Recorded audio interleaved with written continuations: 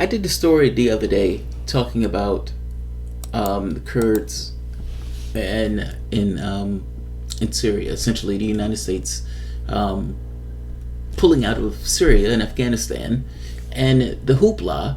Well, you can say the people flipping out, including people who were considered lefties, who I would say are probably doing more so out of Trump derangement syndrome than any honest basis of being against the pullout. Looking at you, Tom Hartman. So, Noam Chomsky wanted the United States to remain in Syria for a period of time. Disagreed with that, and I got to be honest. After reading this part, I'm finding myself I'm in agreement with myself even that much more. It is time for us to leave the Middle East. Us going into the Middle East created a permutation, of course, with a lot of people dying. And there is never a good time to leave. You just leave. The Intercept comes out with a piece where they're talking about the Kurds in Syria, essentially the group that we've allowed ourselves with. Going back to the Ottoman Empire, and yes, this goes all the way back to World War I, that group used to be able to roam around, be it Turkey, Iran, Syria, Iraq. All of those countries were essentially wed together, in which case they can move around. When the Ottoman Empire lost, Britain was given inventory of a vast network of countries, and in giving domain over the country, Britain split the countries up, drew a line on the map, without regard to the people who were there or anything else. There is a push for, I think, what they call the Greater Kurdistan Project. This idea of creating, you could say, a country, but the very act of trying to create that country means that country has to be somewhere, and the somewhere that they're talking about putting this or is extracting elements from these various countries, be it Syria, Iraq, or Iran. You can imagine that these countries, therefore, consider them terrorists, seeing as they're trying to break up the integrity of the country itself, particularly Turkey. Now, the wild part about this is the United States has allied itself with the Kurds in various iterations and have let them down in various other iterations, the Iraq War being one of those times. But in this case, we've allied ourselves with this group. This group wanted to create a beachhead in Syria. They created a beachhead in Syria. Our support with that beachhead in Syria. And this is the beachhead that Noam Chomsky was saying should be protected to prevent the Turkish government from essentially destroying that particular group. So yes, so here's two things that have taken place here. The militias in this case, the Kurds themselves have essentially relinquished a certain degree of control over their areas in Syria, trying to create some kind of deal with Assad so they won't be wiped out from the Turks. And this is kind of one of the fears that was taking place at the moment where the United States leaves. It drains the support and protection from our military. So the Intercept gives a little bit more context to what's been taking place from the standpoint of the Kurds. It seems that Rojava has been run as a mini military dictatorship where they've been using forced conscription, essentially taking people by gunpoint and forcing them to be in the military, including, in some cases, children. Is this the place? Is this anarchist wonderland of sorts where they essentially have a dictatorship? Some of this is Grizzly, man. Take a look at this. And I'm trying to go through this relatively quickly in 9 minutes. Oh, it's too long. Alright, let's flip. Alright. So it goes through various people who have been conscripted and have ran away. So that's the lens that the Intercept is using when they're telling these tales. The people who were conscripted, who went through the training and was able to get away. This first guy that went through the training and was able to get away has... Oh, the timing's not bad. The first guy who went through conscription, or that they're talking about, essentially made the point of there's about 6 weeks of Marxist ideology in addition to boot camp. And then at that point, they send the person onto the front lines. Now, so, right, let's see. So he ran away. So right here, this guy's Khalil. The force that conscripted Khalil calls itself the People's Protection Units, the YPG, and Kurdish. The militia it supplies calls itself the Syrian Democratic Forces, or the SDF, a mixture of Kurdish Arab formation. But conscripts quickly learn who's really in charge in the proxy war against Islamic State extremists. It's the Kurdistan Workers' Party, the Marxist guerrilla movement that's been at war with neighboring Turkey for 35 years. Like I said, Turkey considers them terrorists. And the moment that the United States pulls out, Turkey is going to launch an all-out assault. That's assuming that Syria doesn't reclaim the land back first, or that's assuming that the elements of ISIS that are left over don't also attack. This is not a safe place to be. Boot camp lasts about 6 weeks. 1/3 of it was political indoctrination about the Kurds, including the works of Abdullah Öcalan, founder of the PKK, which is the Kurdish acronym for the Kurdistan Workers' Party.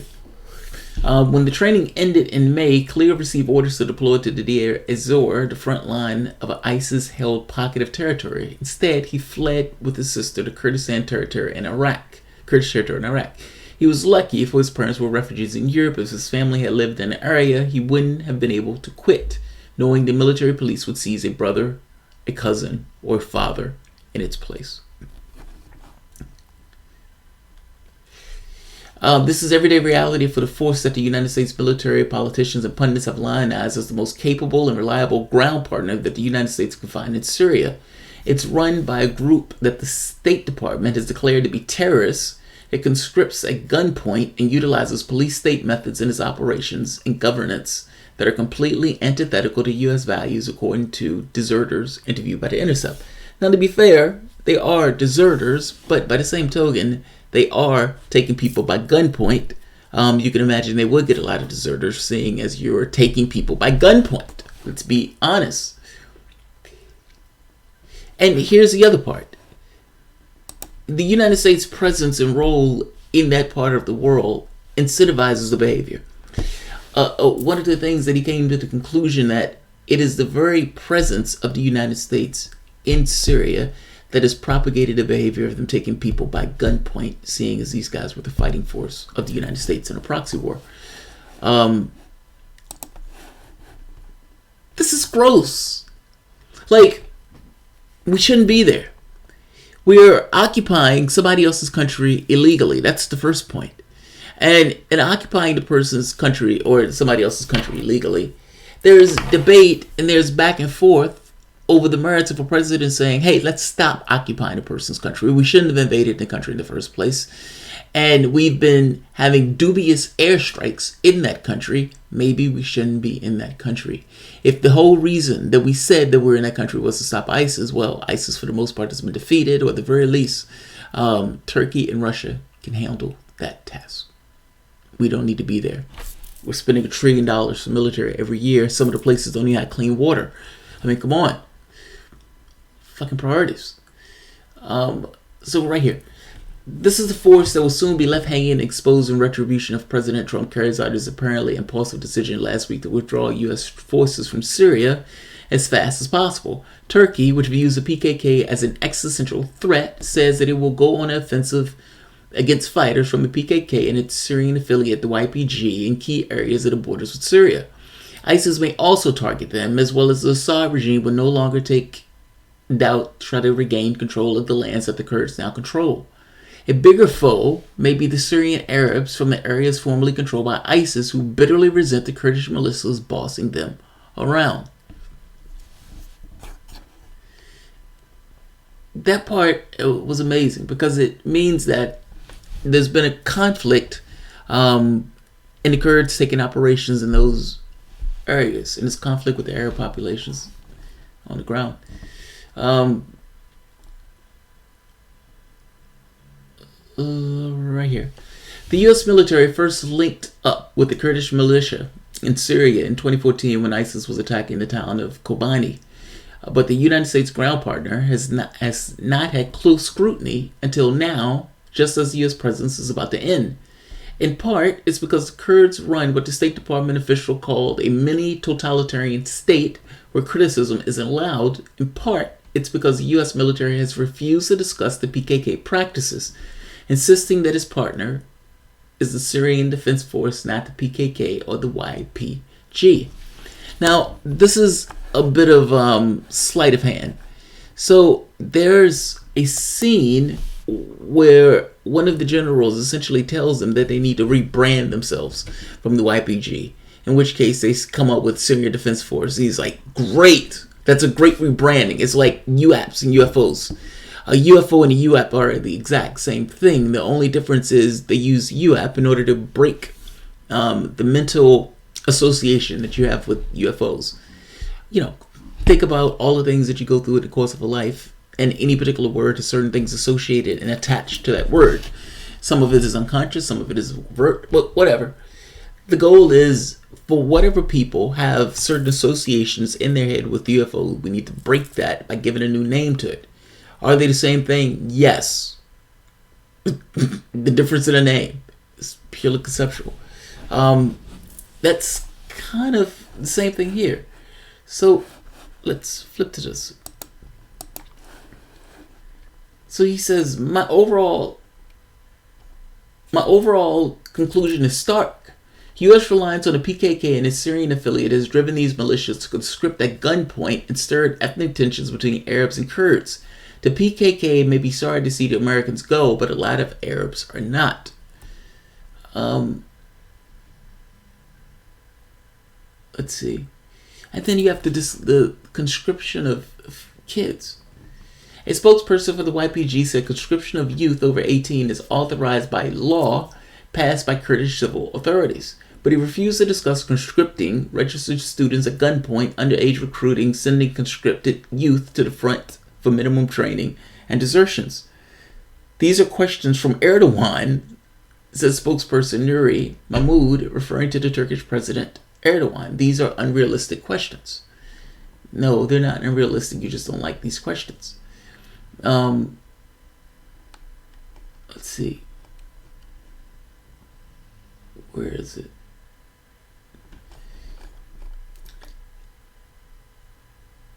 Needless to say, right here, the most grating of the absence of human rights. They are against all freedoms of people. They don't let fighters lead their own lives, he said, and they criticize them for opposing the political negotiations with Turkey that his brother had advocated.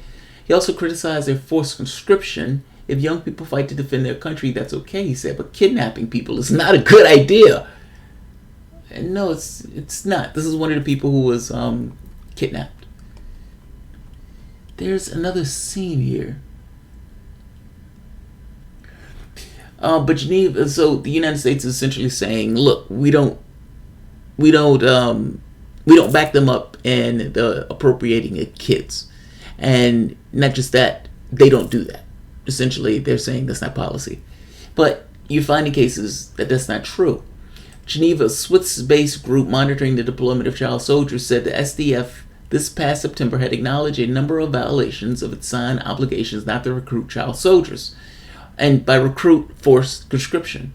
On December 3rd, the Swiss group reported that the SDF had recently sent 56 underage boys back to their families. So right here's the thing about the UFO and UFs. That's a dodge because the YPG rebranded itself as the FDF at the behest of General Raymond Thompson, head of the U.S. Special Forces Command, who told the tale in mid-2017 as an Aspen Security Forum. You've got to change your brand, he urged them in the late 2015. What do you want to call yourselves besides the YPG? About a day's notice, they declared that they were the Syrian Defense Forces.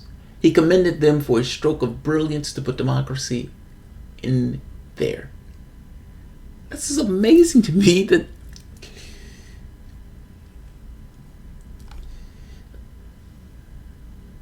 look, at the end of the day, I'm doing the story because I started on the story with Chomsky, and Dorr kind of making the point we need to get out, and I agree with Dorr. We need to get out. We've been in one country after the next. There's an oddity of U.S. politics, which is we don't necessarily discuss our wars honestly. So the fact that we destroyed Libya, the fact that they're selling slaves in Libya right now, doesn't necessarily factor into the calculus. The fact that we destroyed Iraq, where you had 1 million people wiped off the face of the earth, that doesn't necessarily factor into the calculus. It doesn't factor into the way they talk about it in the media. On CNN, that stuff doesn't necessarily come up.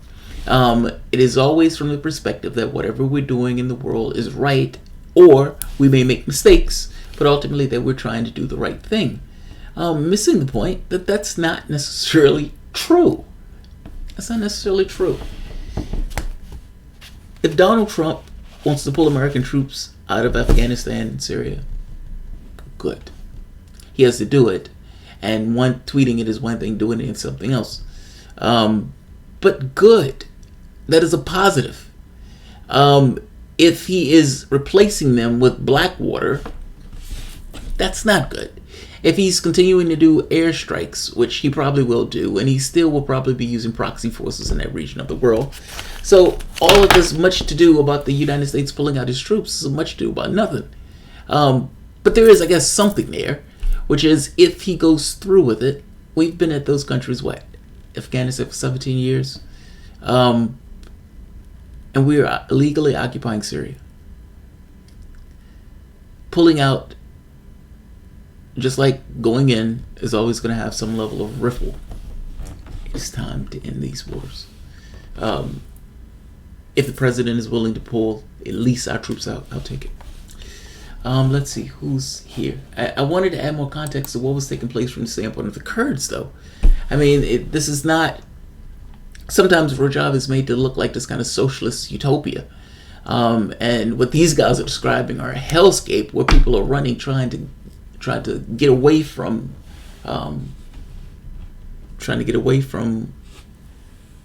what they've constructed there, in regards to their society. All right, I'm going to end this because this has gone on for 30 minutes, and I got to be honest, it probably should have only gone on for maybe 10. If you guys enjoy the content, please feel free to share, like, subscribe. You can always support through PayPal or Patreon. Thanks all.